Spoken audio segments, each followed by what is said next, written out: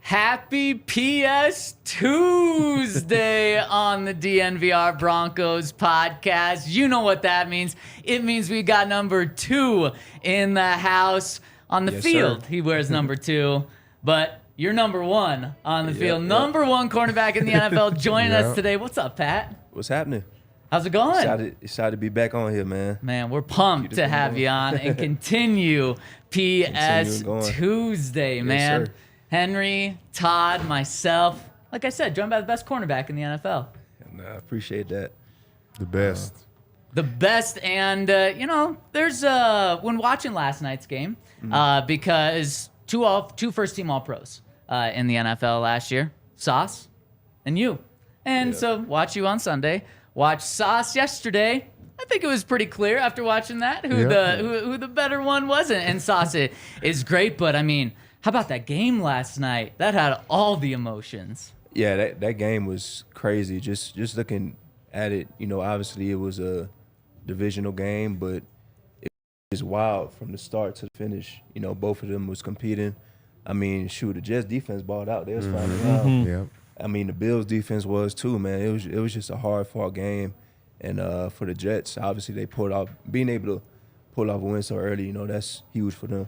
Yeah, and I mean, you could just tell, like, Robert Saleh after the game, he leads off by saying his starting quarterback, the Hall of Fame quarterback, likely done for the season. Yeah. And then he's talking about crazy. An undrafted rookie that came in and had the game-winning overtime touchdown. Showed up big. And the defense, like you said, I mean, just the wave of emotions was wild in this game. Pat, have you ever had 3 picks in a game? No, only had 2.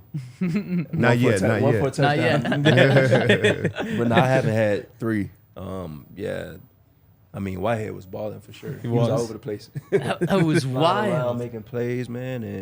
And, once that opportunity comes to you, man, you got to just keep on making plays. You know what I mean? So Josh Allen. Opportunities was presented. Yeah, Josh Allen was throwing some 500 balls up there. For but then sure. his last interception, I mean, that was a great read by Whitehead at least. Yeah. I'm pretty sure they was like in cover 2, it looked like. And, he had a good eye for it, and he just jumped on the ball, man. He was making plays, for sure. You ever had three picks, Todd? No, I think I had like 3 picks in my career. That's Had a few more in college, but legendary, for sure. you talked a little bit about Sauce, and watching the film yesterday, I definitely felt like you looked a lot more crisp on Sunday than he did. But just as you guys are being compared to each other, do you check out his film and see somebody that you look at to see how he's playing guys and what he's doing to better yourself, or even just check out his game? Yeah. I look at Sauce's game a lot. Obviously, he's one of the best in the game. And he barely has any flaws in his game. I mean, his coverage tight. He make plays on the ball. He be locking receivers down. So, his technique is crisp as well, too. But, when I look at his film, all I see is a guy that's confident, and he just plays hard, from the snap to the whistle. So, I look at his film and many other guys across the league, because there's so many good corners that you could keep an eye out for. Yeah, because I know when I played, like the guys that you were in, I guess, conversations with, or guys that you saw around the league that were doing good, you actually watched a lot of their film. Like, you wanted to check them out. You wanted to see what the hype was about, whether you felt like you were better or not. Like, you just wanted to stay tuned in to, the other people at your position around the league. Yeah, especially Monday night, I was definitely tuned in. Obviously, he went against Steph, so it was like a premier matchup. Yeah. And, I think he held his own some. Obviously, he got a few targets on him. But, it's the name of the game. Stuff like that happens. Because obviously there's great receivers as well, too. But I just seen them going at it and competing at a high level. So, that game was just exciting from the start to the finish. Just seeing so many great players on both sides of the ball, just compete at a high level. Which other corners do you watch, just in general? And how often do you watch them? So, Sauce, Darius Slay, Trayvon Diggs, Ramsey, Xavier Howard, Marshawn, Jair, Gilly, all those guys. That's a lot, yeah. I could just learn a lot from them because obviously all of them have different unique traits to their game, and I could just hone in on and study and sort of just translate my game in that way, because I still got a lot of stuff to work on. I'm staying the player I want to be yet, but just being able to pick certain tools that they use that helps them often, and sort of use that in my game, it helps a lot. Who'd you watch growing up? And you better include your dad in this. Oh yeah, Pops. Obviously Pops. Pops. He was a man. Back when I watched him, of course. When he was with the Dolphins, I could only remember so little because I was like running around 2 years old, just being bad and not knowing what's going on, just being a kid. But Pops was definitely one of them. Revis, Charles Woodson, those guys, Champ Bailey. There's just so many great players, just from that day and age that I could just look at and be like, man, I really could model my game after him, for sure. Yeah, and what's so cool about you and Sauce is typically people do this with the quarterback position. They say like, Manning and Brady, they went after it together for like 15 years and would always look forward to their battles, even though they weren't going up against each other, them being on the same field. And now it's Patrick Mahomes, Josh Allen, Mahomes, Josh Burrow, and those quarterbacks are ascending, and people are looking at who's the next quarterback duo that's going to go back and forth. And cool thing about you and Sauce is you're both so young that it wouldn't be a surprise for the next 10 years if the first team All-Pros at cornerback are you two, like every single year. Yeah. Obviously, like I said, when I was on your show in the Super Bowl, we were both young players that's playing at a high level and, playing one of the toughest positions in the game, and being able to do that is pretty awesome to see, just coming in and making an immediate impact, because, it's hard, just to stay dialed in, stay focused at such a young age, but at a premier position. But that's what's expected. Yeah. So I hold myself to a high standard. I expect myself each and every week to be better than the week before. So that's just the type of person I am. I'm pretty sure that's how he thinks too. But when I look at all that stuff, it just goes to show the work that I put in. In the off season, hone in and focus on my game. To sharpen my toolbox. Well, you said you can get better. Sunday, I'm not sure you proved that you can get much better. And we're going to hop into your unreal performance. But let's start with just kind of the outcome of the game first. How disappointing was it to come away from that game? The offense showed a lot of improvement. The defense held the team to 17 points. But just with all the excitement with Sean Payton coming into town, just how disappointing was it to start 0-1?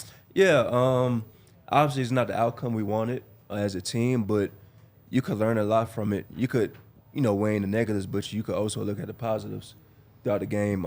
I just felt like we played hard. We was playing very physical from snap to whistle. The energy was there, the effort was there.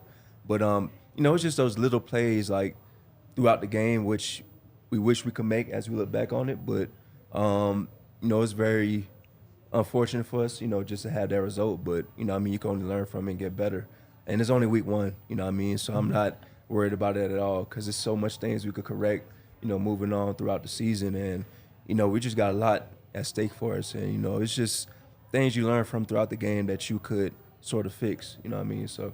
And you say it's only week one, and it's such a good perspective to kind of for everyone, players, coaches, sure. And I think players and coaches actually probably do a much better job of this, of taking a step back, realizing it's only week one. The 24-hour rule that all the players talk about. In a win, you celebrate it for 24 hours. In a loss, you can sulk on it for 24 hours, and then you just move on.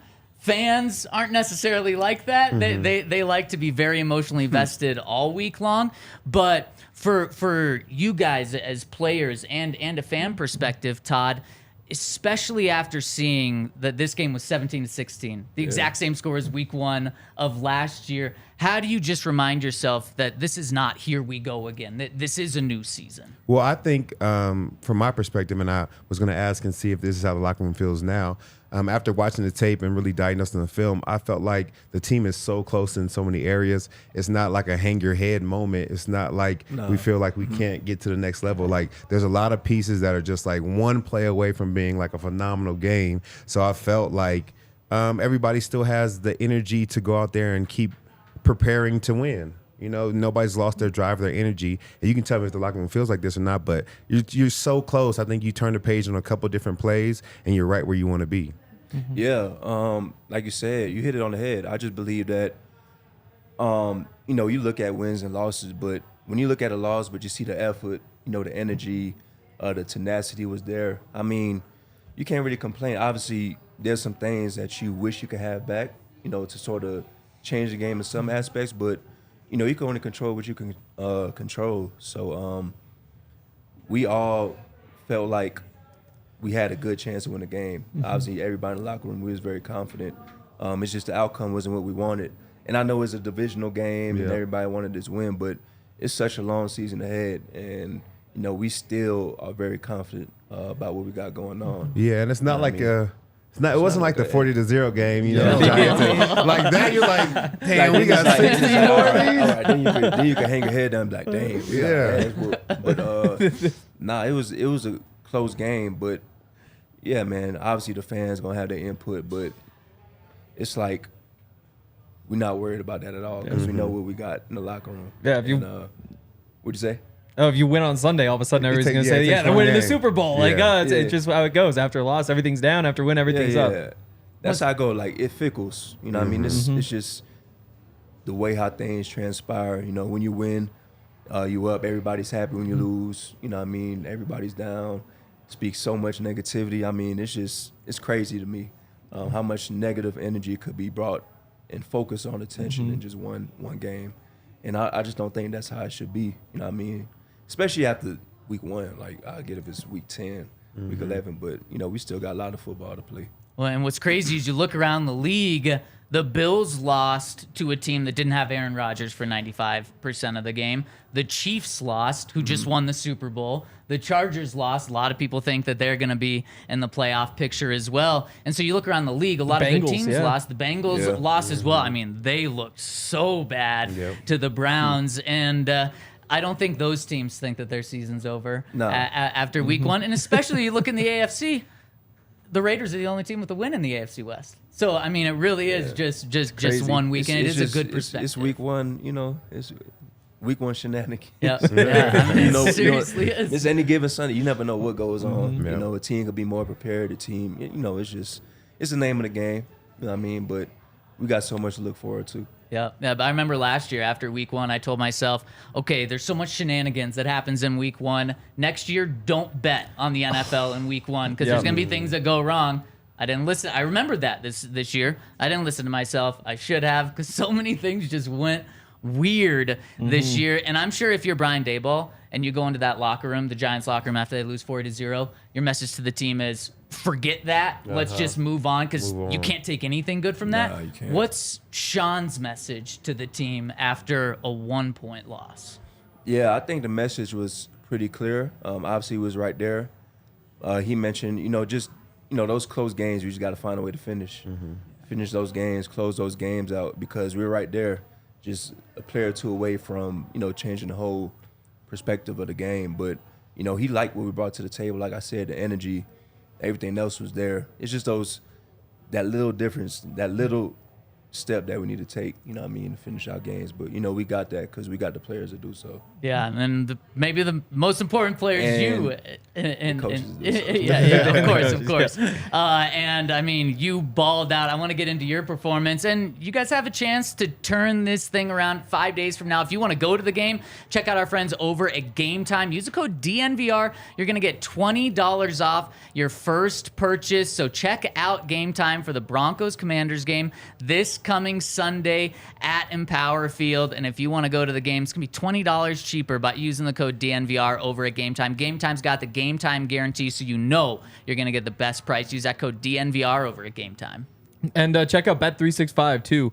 I had a couple friends come down this weekend from Montana, and one of them One of them. I thought the camera was just on you. Oh, did you? Did you? I'm sure. One of them actually had never bet before, and so he was able to come down and use all of the sign-up bonuses. So bet 365, you get $365 in free bets, and he just graduated college, so he's $365 goes a long way for him. But we had a whole bunch of fun going through and placing a whole bunch of crazy bets. We were out watching like the UFC fights, went to the Nebraska game, they went to the Bronco game, obviously, the Rockies last night. But it was so much fun playing with those free bets. So make sure that you get those too, because if you download the app, you deposit $10, you will claim your $365 in bonus bets as soon as you place a bet for $1. So download the Bet365 app and use the code DNVR365 when you sign up. You can use it on any sport, must be 21 or older, physically located in Colorado. Please gamble responsibly. If you or someone you know has a gambling problem and wants help, then call or text 1-800-GAMBLER. Pat, I know you would have traded your individual performance for a win without a doubt, but you still had an unreal game covering a top 3 receiver in the NFL. I mean, I know Aaron Rodgers calls Davante Adams the best receiver in the NFL. Still, some people believe that as well. You covered him on 61% of the passes. He was targeted 5 times, had 2 catches for 11 yards, and you had 3 pass breakups when covering him.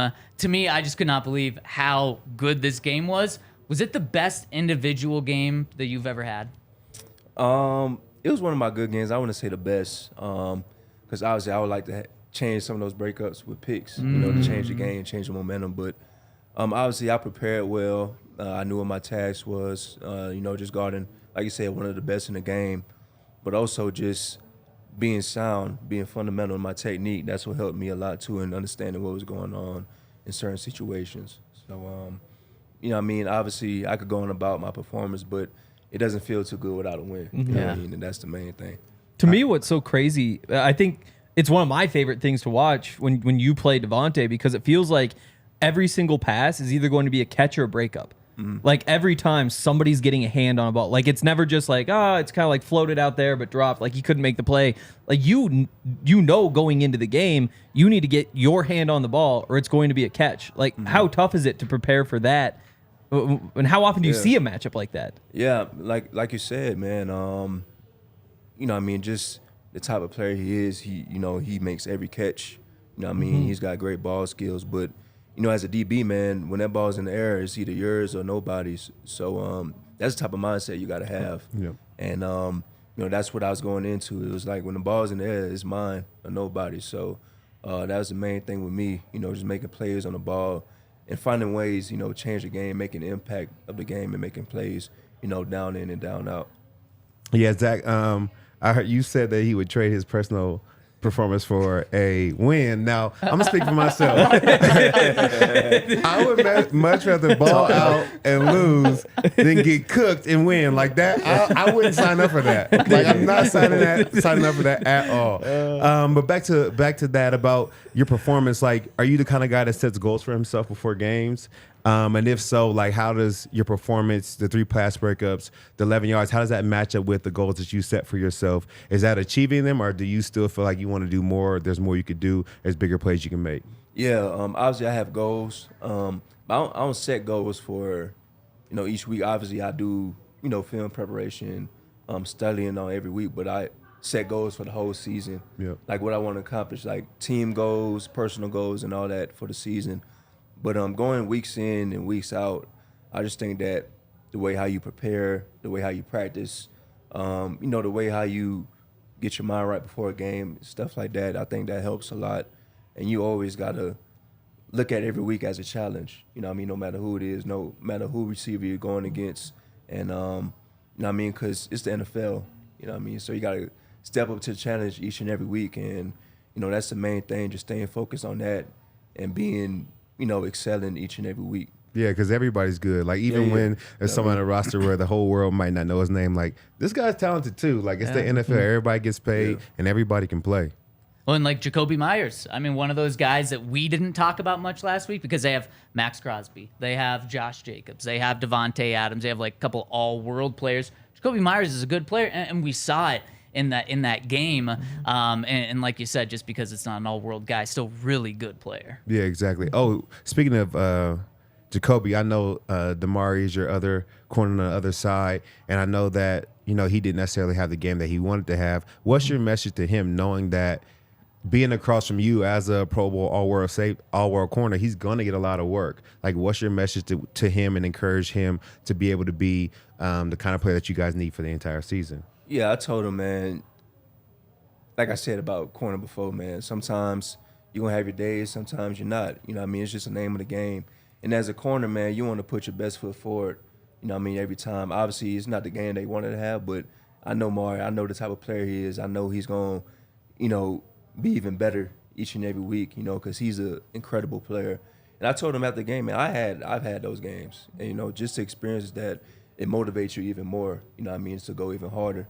And I told him just not to lose focus, don't get discouraged, you know what I mean? Because it's just the name of the game, man. Sometimes stuff like that happens, you can't control that. You just got to worry about focusing on the next weeks ahead and improve and get better, go in the film room, correct it, and that's it, and that's the thing, we could all criticize one player for his mistakes on what could have happened and this and that, but at the end of the day, he's out there for a reason because he's an incredible player. And, you've seen that last year with the type of player he is. And I already know what to expect from him. I already know the type of player he is. He's going to bounce back for sure. Who gave you those pep talks throughout your life, whether it was in the NFL in the first 2 years, whether it was in college? Because now you're older than Damarri, so you're the one telling him, like, hey, these games are going to happen. As a corner, I have to imagine it can be pretty isolating on the field, and you can get in your head. Who was the guy that gave you those pep talks? Pops. That's fair. Yeah. I mean, because it was some games where I ain't had my best games sometimes, and everything could seem down because you could be so hard on yourself. You could criticize yourself. Ain't nobody harder on you than yourself, because I'm my toughest critic. And as a player, I'm pretty sure that's how everybody is. But, if you have somebody on your side just come talk to you and, just tell you the things that you did wrong, but in a way of you can improve from here on out and understanding the game and the knowledge from that perspective. Because corner, it's a tough task, when you go against high caliber athletes, each and every week. Sometimes you're going to get beat, it happens. But, just to had that short-term memory and just focus on the next play. That's what makes you an even greater player. Not when you're always up, but when you go through adversity. Yeah. Kind of on the flip side of that, though, and you come off a great game playing against Davante, does that make it any easier for you going into this week, just having a little more confidence from that? It gives you some confidence, but it doesn't make it easier because it's a long season ahead, and you still got to prepare each and every week the same. You know what I mean? Because each and every week you're going to have a target on your back, no matter who you're going against. And you just got to keep the main thing, focus on your tools, understanding your weekly opponents day in and day out. And as a player, man, you just look forward to that, just getting better. Because even the game that I had, I feel like I left some things on the table that I could correct. But, that's the name of the game. You work to improve and get better. So, Pat, I have to ask, what could you have improved on? Because from my perspective, it's like, damn, 2 catches for 11 yards on the best receivers, pretty hard to beat. Yeah, it's tough, man, especially in this day and age when you see passing offenses is left and right. And, just to have that type of game, it motivates me to even get even better. So. Yeah, I mean, really, my biggest question walking away from that, and it's for both of you guys because you guys know defense a lot better than I do. But I look and I see the next gen stats say that Pat covered Davante on 61% of the plays was one-on-one against him. I understand that can't be probably not 100% of the snaps, but why isn't that like 90, 95% of the snaps? Is that feasible in a game? It depends on the scheme. It depends on what Vance wants to do. If Vance wants to have him travel the whole time, then that could be where you get more like a 99% coverage. But based on their game plan, I think it was sometimes he would cover him, sometimes they would be on the other side. And, it's just all about the scheme. Yeah, he hit on the head. Sometimes it's a scheme. Sometimes I wouldn't be able to follow him in certain aspects throughout the game, but as much as I can, that was my that was a game plan for me to follow him Yeah. around the field. But sometimes you could be in zone or And you're not going to the slot, for you know what I example. mean? So Yeah. stuff like that, you know what I mean? You can't follow a guy because, you know, offenses will game plan, you know, their best players into, you know, certain schemes and to get them open, you know what I mean? Or just to make plays. So it's just the name of the game, you know what I mean? But all 11 just got to communicate and be on the same page and understand what's going on because, you know what I mean? We're all ballers and we're all capable of doing everything within the scheme, so. Do you like playing man to man, just lined up 1-on-1, mano a mano? Do you like mixing in some zone? I think we've seen corners do great in both, whether it's Yeah. Richard Sherman and cover 3 or different. Or even like Revis Josh Island Norman, on yeah. Man, you know what I'm saying? Man to man, like what's your preference? Do you like just going head up? It's me versus you, and let's see who wins. Yeah, I love man, but the thing about man is sometimes you can't make as much plays on the ball. Yeah. So zone is like that thing you could add in is when you're more vision on the quarterback and you could make more plays on the ball since you got vision and you know you got your zone. And anything that's thrown in your zone, you have a chance to make a big and huge play. Whether in man, you know, you're so glued onto your man, sometimes you can't, not say you can't see the ball, but it's hard to get a read on the ball because you're just so locked in on your man. You know what I mean? But me, preferably, I like man, but to add a change up, I like zone as well too. But man's my And thing. kind of as a change up because I'm sure Jimmy or whoever the quarterback is looks at you on Davante and is like, okay, that's man. I know exactly what to expect. And then if you throw in zones here and there, then you can be dropping it and have your eyes on him instead of just the receiver. Yeah, that's the thing, changing it up, because you don't want to give offenses the same look with your schemes. You want to diversify it and, you know, change it up, you know, just to make the quarterback second guess or look at different reads throughout certain concepts. So, And with Jimmy, to my untrained eye, you could have told me that was Derek Carr back there. I mean, because of the way they were getting the ball out quick, the way he was looking at Davante. I guess really the only difference was he targeted Davante like 7 or 8 times in the game instead of, I think, last year. Derek targeted Davante 13 times in both games. Was it pretty similar from a quarterback standpoint, even though they were different guys? yeah, in some ways, but the thing about Jimmy is I just think that he's a smooth operator. Not saying that they don't have the same type of play style, but with Jimmy, I just feel like everything is based off a certain plan for him in the scheme. Right. The run, build off the run, then you set up the play pass, the play action pass. Because you've seen that from San Fran, the way how he operated. And I think they try to transfer that into the greatest offensive scheme, as you can see through Sunday. So Is that what you guys expected? yeah, that's Yeah. what we expected. Just going through the film and watching some tendencies and concepts, and obviously some 49ers film, that's what we pictured it to be.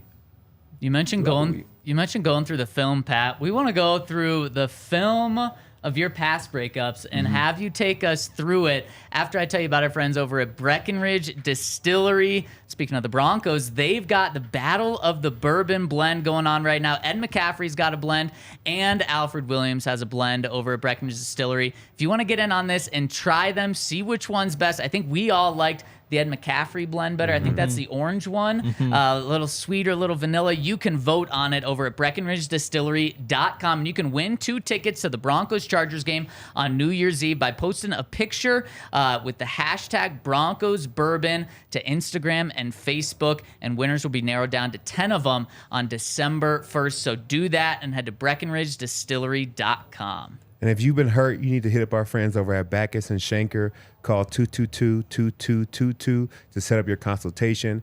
Backus and Schenker wins for Colorado families. They're here to help. They've been working in Colorado for over 25 years. They're free until they win money for your case. There's no upfront fee to speak with them about your case. There's no fee while they work on your case.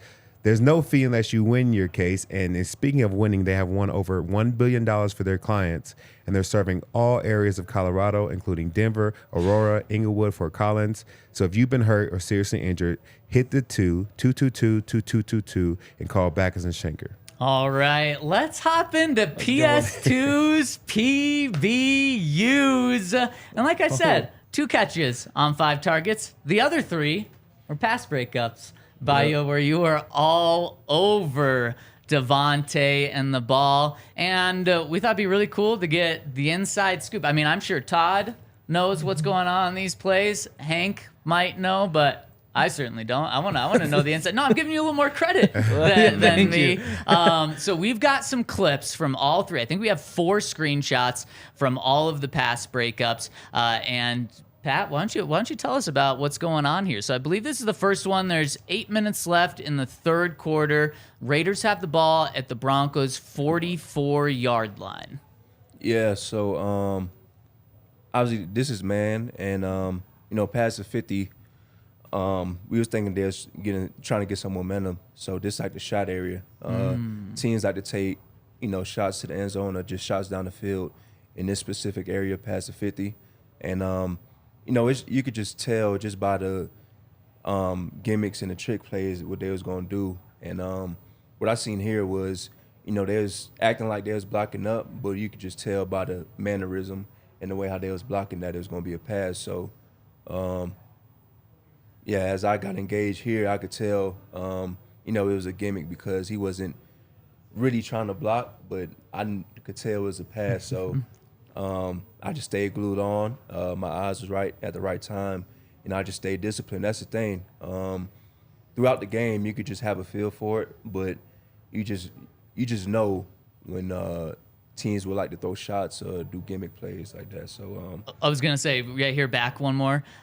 Just from an untrained eye, right here, this looks like a running play. If I'm just looking at you and Davante, I mean, it looks like he's trying to lock you up for a run play, and I could easily see how a corner could fall asleep on that. Yeah. What gives it away? Is it just the fact that he's only like half blocking you? Because it doesn't seem like he's pushing too hard. Yeah, like you said, he's really not trying to block me, but he's trying to sell that. Huh. But with me, I just seen throughout the game when he's really blocking and when he's really not. So I had to tell here that he wasn't blocking, he was going for a pass. So, and I knew it was gonna be a shot too, because they wouldn't do that just to throw like some 5-yard short pass. Yeah. They trying to go deep. So it was just very telling. And as he ran for the goal ball, I turned my eyes around and made a play on the ball. Which it could have been a pick. I went up with 1, could have went up with 2, but it was sort of a back shoulder. So it's kind of tough to make that adjustment. But, you got to make plays on the ball. And I think that's the hardest read, I feel like, as a football player, is being a DB on an island and you got a guy coming up trying to block you. Because if you go back to the second picture, for a linebacker, I have the whole offensive line that's pass setting as opposed to run blocking. So that's my big key. That's where I can tell whether it's pass or run, but he can't see the whole offensive line from that position. He has to be keyed in on Davante Adams, so this is a smart heads-up play for sure. So for you, as a linebacker, do you find out it's a pass, not a run, by looking at the line, not even the ball? Yeah, I look at the line because it's going to be, they call it like elephants on parade, like a lot of play action. You'll see the old lineman like run down the line instead of like coming up to block. Like nobody's coming to the second level. Elephants, the big boys. No, I like that. That's great. So they're just running sideways. And then this one specifically, like all the guys are pass setting. So then like, oh, you're not going to run block from that position. So that's how linebackers figured it out. So after that play, Kareem was like running over with his hands on his head. And I couldn't figure out what was going on. And so tomorrow we're in the locker room and I wanted to go ask him. But did he say anything to you?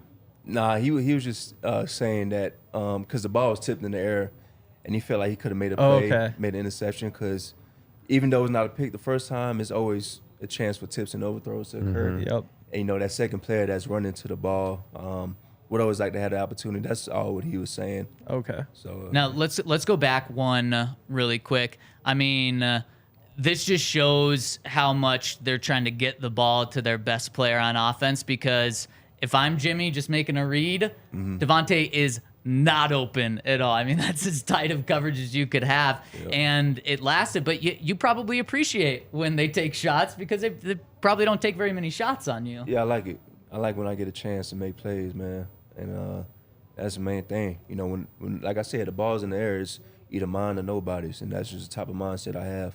So obviously I wish I could have the pick here, but still it was a good play. Is that all corners' mindsets, or is that a mindset that you picked up at some point? It might be for some corners, may not, but for me, I know like when that ball's in the air, I want it to be mine. Did that come from Pops too? Nah, it's just a mentality thing. You gotta have that mentality. Yep. Yeah, Pops told me what it was and how it should be, but the main thing for me was, for me, with my standard is to get the ball every time. That couldn't have been your mentality, right, Todd? What What? was your when the ball's in the air, it's mine? See, you talked about it It's no one earlier. else's. I was in so much man coverage. The best I could do was PBU. You know what I'm saying? So that's why I didn't have as many picks. I was man coverage all day. So appreciate that. As an inside backer, though, did you have like a specific mentality like Pat has at corner? Yeah, I just felt like I never wanted my guy to catch it, especially in man. Like that was my mentality. My guy does not need to come down with the ball. I don't want to be on anybody's highlight reel or teach tape. Like this guy's not catching the ball. Yeah. What about in the run game? Oh, if I get my hands on you, it's over. Like if I have an opportunity to touch you, my thought process is if I can touch you, I got to bring you to the ground. Like no broken tackles. I want to get everybody to the ground. Make as many tackles as I can. 20 tackle games. That's what I would shoot for. Yeah. Yeah. 20's a lot. All right, you want 20 tackle game, Pat? That's not enough. No, it wouldn't be a good thing for the team. That's For the for you. team. If You'll leave your that to corner Alex. has 20 Right. tackles, that's not good. You've been getting run all over. No. If your corner has 20 tackles. Unless you're just blitzing every single play. Yeah. All right, let's get to the next play here. That was awesome, by the way. I can't wait for these other two plays. Okay, so we're looking at balls at like the 6-yard line. And you and Davante are at the bottom of the field, locked up. Looks like man again. Did I get that? Mm-hmm. Okay. Yeah. I'm 1 for 1. Why don't you lead us through the rest? Yeah. So in the red zone, 10 and in, I was expecting some quick rhythm throws. So he ran a slant, which is an easy access throw. But with me was I didn't really like how I started because he beat my leverage. But like I said, you got to finish plays. And I ran to the nearest hip and made a play on the ball. But it should have been better from the start. Made it easier on myself. I should have been inside leverage, positioned myself better. But, the play's not finished until, the whistle. So I got back to that near hip and made a play on the ball. So, So continue. Yeah, that's just the thing. Just as a corner, you always got to finish plays no matter what, how it may start or, you got to make the outcome in your favor. This is actually insane because in the second and third clips that we see, I understand why Jimmy was looking his way because in such a tight scenario when he has like a yard on you, that's open right there. And then just from the third clip to the fourth, it goes from open to you are all over him. That's incredible closing. Yeah, That's speed. I was running.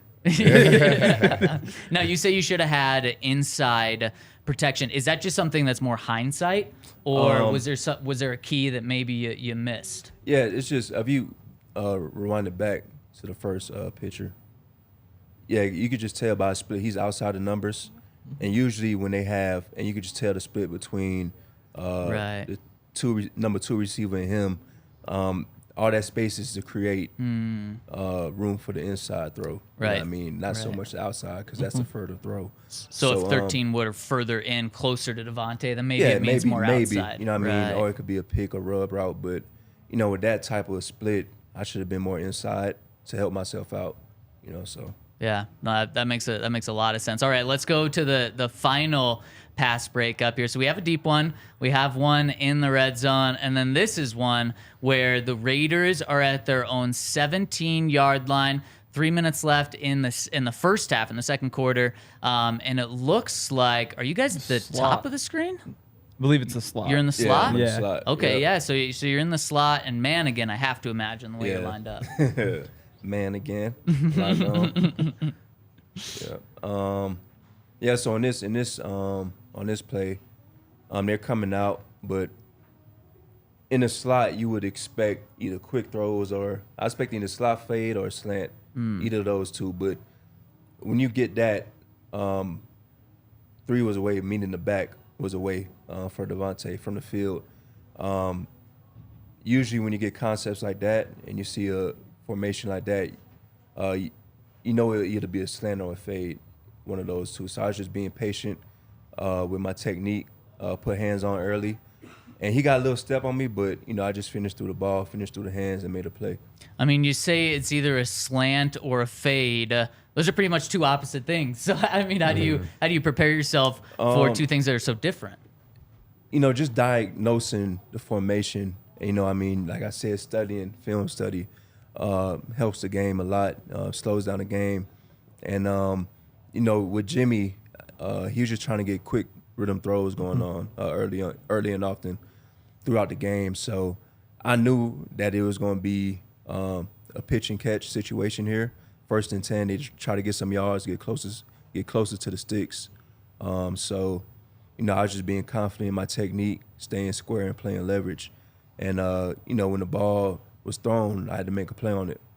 So are you actually more concerned about the deep ball once they cross the 50? I guess at least in this game, from what the Raiders have showed? Yeah, from what they have showed. Once they get past the 50, everything's open in their playbook. Yeah. So, in this situation, they coming out, they just trying to move the sticks, move the ball as much as they can. So I wasn't expecting nothing crazy coming out of it. This is incredible. And speaking of incredible, we want to look at your game day fit. And let's take a look at that after I tell you about our friends. I gotta put it on, man. Over at Shady Rays. Stop playing. Shady Rays. I mean, speaking of making your fit complete, you can check out our friends over at Shady Rays. Use the code DNVR to receive 50% off 2 or more pairs of polarized sunglasses. That's code DNVR over at shadyrays.com, where they have been 5-star reviewed over 250,000 times. And shout out to Fubo TV, FUBO. Sign up at FuboTV.com/DNVR. They have 140 plus live channels of sports, shows, movies, and news. You can stream live from any device. If you want to catch NFL games, college football, the Broncos, you can't go wrong with Fubo TV. There's no contract, no cable, no hassle. Just sign up and start watching. 1,000 hours of cloud DVR included at no extra charge. Watch your local teams while you travel. Shout out to Fubo TV, www.fubotv.com/DNVR. All right, you're going to want to hit us with a thumbs up to show Pat's support for this outfit, because he had so much support for this outfit on. Do we have the clip from the countdown? So here's the outfit. And Pat, we're going to have you just talk about it in just a second, but we do a pregame show, and Todd and Alexis rate the outfits. So we all you worried about what they said? I'm not too worried. Hopefully, but, I feel like I did a good job this week. Yeah, week one you got to put some, coordinated together. So yeah, it was fire. You shouldn't be worried. Let's play the clip right now. No, we have one more.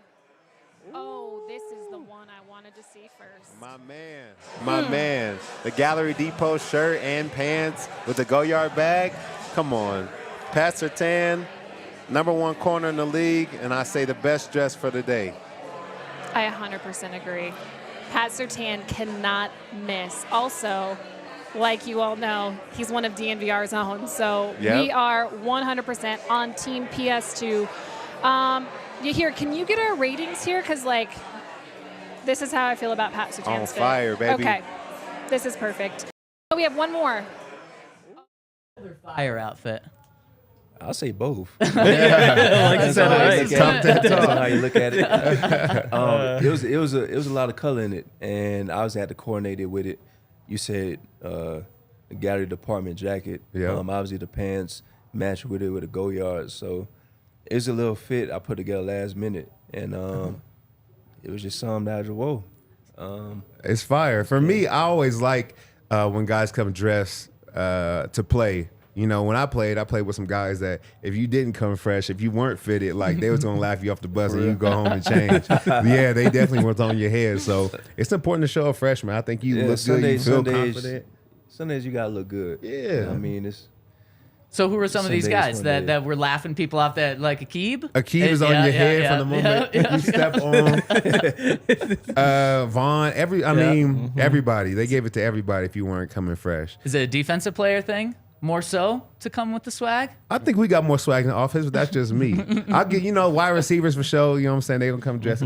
But besides that, O-line, your quarterback gonna come with a button-up home game or away. Yeah, keep it smart and casual. So I Not think too flashy. yeah. I thought Quinn Miners looked good. Like he had like I some see Quinn boots fit. on. He had like a nice jacket. Oh, do you have it?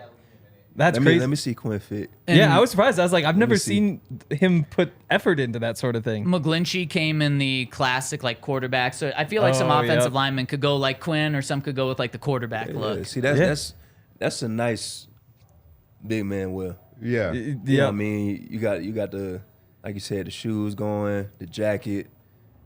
Is that Louis bag? Yeah. I think it is. Wow. Yeah. He put it on. Yeah. I didn't know. He didn't seem like he would Ivy have a C. Louis bag. Huh? It surprised me. I didn't think he'd have that sort of stuff. The Louis Big bag. money. know. Oh Yeah. yeah. Yeah. See, That's smart, that Peyton. Yeah. Manning. Exactly. That's ready Peyton for Manning. business. Nothing too flashy. Yeah. You He know, locked in. the one time that Peyton didn't wear a suit to a home game. Do you know what game it was, Todd? No, I don't remember that. It was week 17 of the 2015 season when he was not the starter. Yep, he and wasn't came playing. in as a backup, won the game to give the Broncos the #1 seed, and he talked to the media for like the only time at home without a suit because he was like, "I'm not the starter. I'm not gonna wear a suit. I'm not playing." Dang, I don't That's even remember crazy. that. Yeah. That's crazy.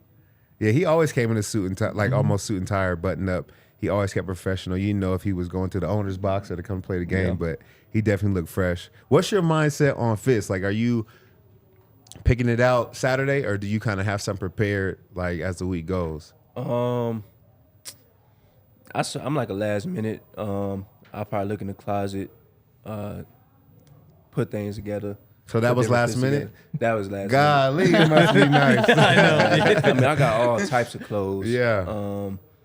And I work with a stylist as well too, London. She helps a lot as well. And I just sort of put things together and sort of just look at it and be like, is this gonna go? Is this gonna fit? Yep. And I'll be looking in the mirror like, nah. Like, this a hit. And I just rock with it.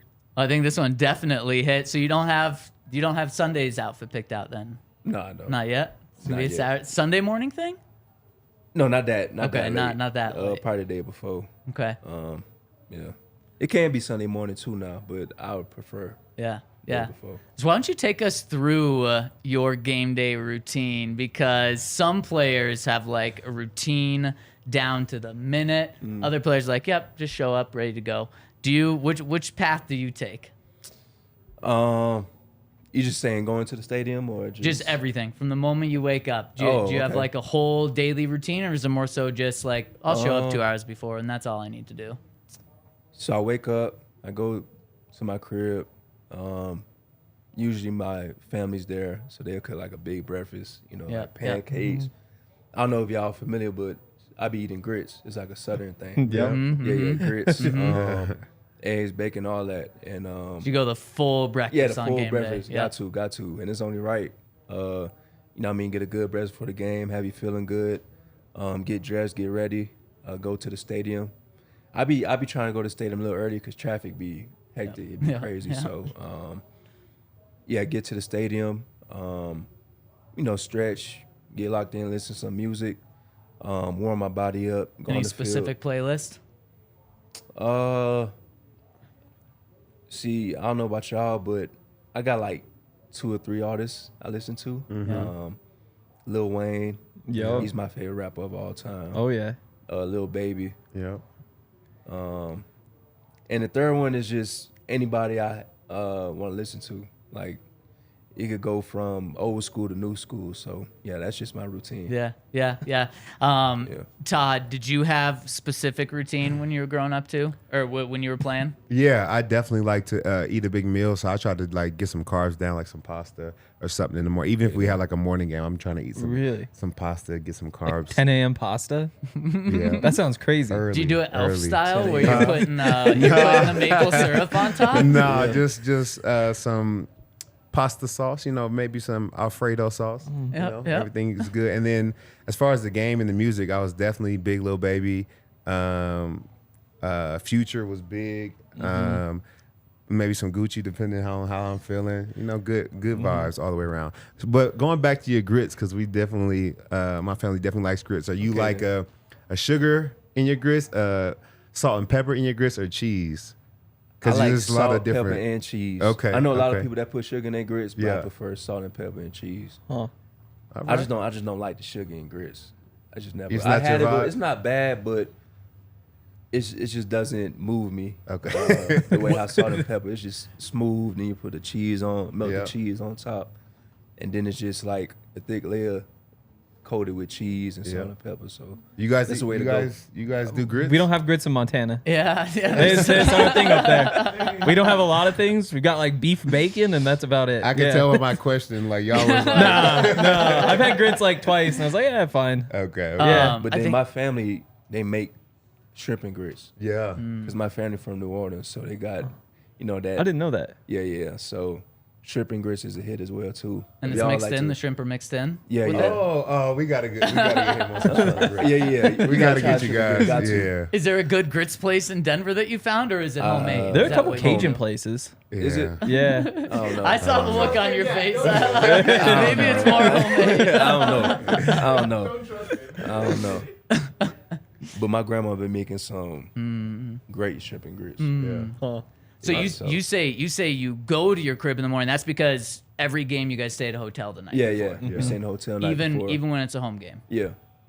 Stay in the hotel night before. I guess the reason is to not get distracted. Yeah. I believe. Yeah. Have everybody together at once. Yeah. Does every And we team do have that? meetings as Yeah. well too. Yeah. Yeah. Even CU does that too, which is kind of crazy. I guess mostly because Montana didn't, but I don't know. It does seem like there'd only be like maybe 2 or 3 guys who would get distracted though if you didn't. But it's also to know where all your guys are. Like you know Yeah, where it's everybody true. is for the night. You don't have to Yeah. worry about. And you should have meetings there too, right? Yeah, you do Yeah. have meetings there too. So I guess that makes sense. Was it Super Bowl 50 where a player was kicked out the week of this leading up to the Super Bowl with you guys, or was that Super Bowl 48? It was Super Bowl 50, but it wasn't. It had something to do with the game plan or something that he was kicked out. Okay. The AFC Championship week against the Patriots. Did you guys know that story? No. I don't think I'll so. say No. we had like a tight end, and he was on the scout team, like Yeah. practice squad, and he was helping us prepare. And we had like a game plan for Gronk. Like we had a game plan that we're gonna man him up sometimes, and we thought it was good. He took it upon himself to go tell Wade Phillips, "What are you guys doing with this game plan? You need to double Gronk. You guys need to get him right." Like basically trying to tell him how to do his job. After that week, man, he found himself on the couch watching us in the Super Bowl. I don't know what made him think to go tell him that plan or try to change what we had going. I think it all worked out in the end. but I think it's it just did a work crazy out. I would story. say That so. is crazy. At what point, as a type of player, can do that? Can go and tell the defensive coordinator, "I think we should do something different than your plan." Or is there a player that can? I mean, I have to imagine if you don't like something that's in the game plan, you would go and tell Vance, right? Or do you not even do that? No. Nah, you can. Coaches are open to anything, any adjustments throughout the game, because obviously us as players, we actually playing. We see things throughout the game that maybe we'll speak our mind off of, like, hey, let's change this up.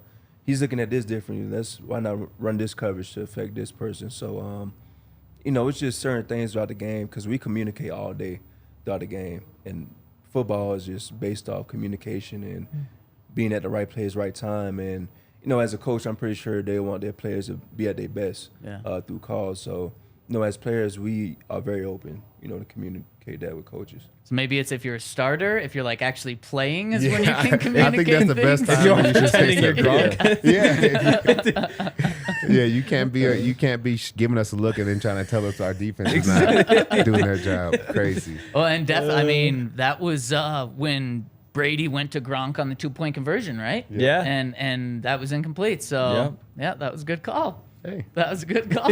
Wade I think Phillips Wade, knows you his think stuff. Wade knows a little bit about football? Wade knows ball. Turns out. Yeah, Man. I would think so. So what's your post game look like? Does it depend on if it's a win or a loss, or is it the same thing regardless?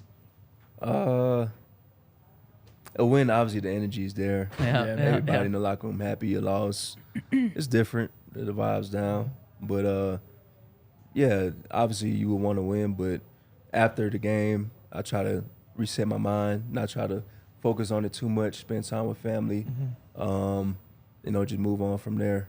But it depends if it's a win or a loss. Yep. That's the whole mood after the game. Yeah, I bet. For sure. And I mean, 2 brutal injuries coming out. One in your room, in the secondary room, with Caden. I mean, just you could tell right away he threw his helmet and then was so frustrated. And you just feel for him because, as we've talked about, he was just set up for his breakout season. And I mean, they even announced 3 starting safeties because that's how much they respect Kareem and respect what Caden's doing. I mean, how much of a blow is that? Yeah, it was hard to watch as a group because as a unit, we're so close together as a brotherhood, just not on the football field, but just off the field. And just to see that, man, because Caden is a incredible player. He showed that day in and day out. This year was his year for sure. Yep. I know he was ready. He was locked in, dialed in. I could just tell just by the plays he was making.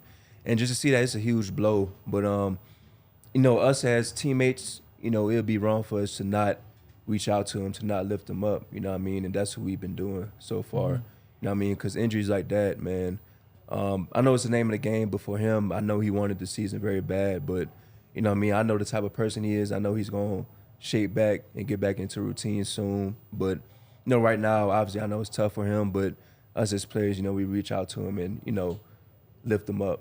I mean, in every positive way possible. That's important because for people who don't know, like once you get injured, especially a serious injury where you're going to be out, your schedule is so different from the teams. Like you're not in any meetings. You don't hang around the team. You're there when they're not there. So you're really on a whole different schedule and you're kind of almost by yourself, you feel like, besides being there with the training staff. So reaching out to Caden, I know like he really is appreciating that for sure. Yeah, I saw Tim Patrick in the locker room after the game, and I did like a double take. I was like, oh, wow, I haven't seen you in like a month since you got hurt. It is kind of crazy how separated those guys are. Yeah, because, I mean, you get there really before anybody's there at 6 a.m., and depending on your injury, you may go home for the next 3 hours and then come back after practice to do more. But really, you don't really have that communication with your brothers that you were used to, especially in training camp where you guys are talking, laughing, playing cards. All that stuff is kind of gone. So, do they still stay in the team hotel if they get injured during training camp? Like Tim Patrick, for example? No, you don't have to. Okay. If you get injured, like a season-ending injury, no, you would just go home at that point. That is tough. Yeah. Did you see Caden after the game? I seen him halftime, Okay. and I talked to him, and obviously it was a tough moment, for him and everybody. But when you see a player like that go down, you just lift them up, as best as you can, because that's the only thing you can do. Yeah. You know what I mean? And we'll be in the wrong if we didn't. Yeah. So. Yeah. Who do you look to step up? Obviously, I mean, Kareem, just natural. The guy that fills in is now probably the full-time safety next to Justin. But what young guys have you seen to emerge there? Yeah, we got JL Skinner, the rookie. We got Delarian, second year. We called him Trouble, 32. Why do you call him Trouble? That's awesome. I never got it. It just sort of happened. But Trouble, he's a playmaker. I don't know, because I know he just be making plays, and the way how he tackles, he's a big hitter. So, we got guys to back him up. And, I know those guys are going to step up and, contribute, you know what I mean, because I know what type of players they are as well, too. So, you know what I mean, it's just like one of those things, man. Football is a tough sport, and sometimes the worst things can happen. And once you see things like that, man, it's, next man up, Yep. So. Yep. Are you a bowler? Random. There's direction for this. There's Henry Henry that was knows the first where thing I thought direction too. is. But Bowler, no. No, I'm not. I want to say I'm bad, but I'm not the best. I'm average. But that's what I'd probably say about myself. You're probably still way Because better than me. I'm the type of guy that don't know how to. Some guys know how to spin the ball, Oh, curve the yeah. direction. I'm just bowled it straight ahead. So You know then what I mean? never bowl with JL. Because good? he apparently is ridiculous because we had his That's what I coach heard, on. too. Yeah, and his coach was saying how he was such a good bowler. Henry and I went and talked to him in the locker room last week, and he was telling us that, like, custom bowling balls aren't just like have the right like finger placement for you. They are like weighted on one side as opposed to the other, so you get the right spin. I had no idea about any of this, and yeah, he's almost bowled a perfect game a couple of times. So yeah, maybe if you don't want to be beat by a rookie, don't go bowling. Nah, I already know what I'm gonna bring to the table bowling. I just need to work on it. I just need to work on it. All right, should we hit a couple questions? Some fans have reached out. You mind if we jump into comments? Yeah. A couple? Let's. I think we got a couple of super chats here. Let's hit one from Mile High. Says PS2 better than Sauce. PS2's second coming of Champ Bailey. You've had to heard that comparison before. Yeah, What do you think of that when people say that? I mean, it's an honor just to be mentioned in that high regard compared to a great player like Champ. Obviously, it speaks volumes, just to be regarded in that way. But I got a lot more work to do. I'm not there yet. I got so much work to do. But, I mean, it's huge props for sure. Next one coming in from Joshua says, "What's up, guys? Awesome meeting you guys last night. On Sunday. I believe he was here on Sunday." Yes, and also at the tailgate, I met him. Yep. Right on. Nice to meet you, Joshua. And then I know we also had a question. Someone said, should the Broncos bring in Rob Gronkowski? Because you mentioned Gronk earlier. Probably not Rob Gronkowski, but also Greg Dulcich, another injury that happened. He's going to be out a couple of weeks with a hamstring injury. I mean, I have to imagine this is just replacing from within. Adam Troutman's already the starter. Yeah, he's already the starter, and then you have other guys that can play a nice role at tight end. I think you do miss Dulcich in the passing game because he was very versatile and can do a lot of things that I don't see another tight end on the Broncos specifically doing. But I think by committee, they can kind of fill his role. I thought he had a pretty nice game before he got hurt, too. Like the way they were using him, I think people were kind of concerned that he wasn't going to play much because Troutman's technically the starter. But we saw the vision there for a minute, and it looked nice. So hopefully he figures it out.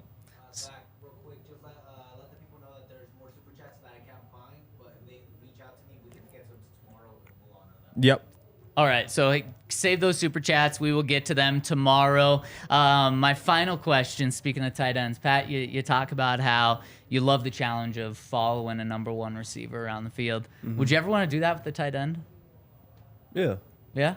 I look forward to any challenge. I love it. And Pat, thank you so much for being on. It's been awesome today. Loved all of the insight. And let's bring this thing to 1-1 on Sunday. And Terry McLaurin coming up too, potentially. That's going to be a fun matchup. Yeah, it's going to be very fun. New week ahead, new goals set in mind. So we're going to get after it. Yep. Excited for it. So I love it. I don't know if it's a very fun matchup for Terry and Sam Howell with Pat on him, but we'll see on Sunday. Thanks, Pat, so much for joining us. Thank you, everyone, for rocking and rolling with us. Hit us with a thumbs up on your way out, and we will see you tomorrow on the DNVR Broncos podcast.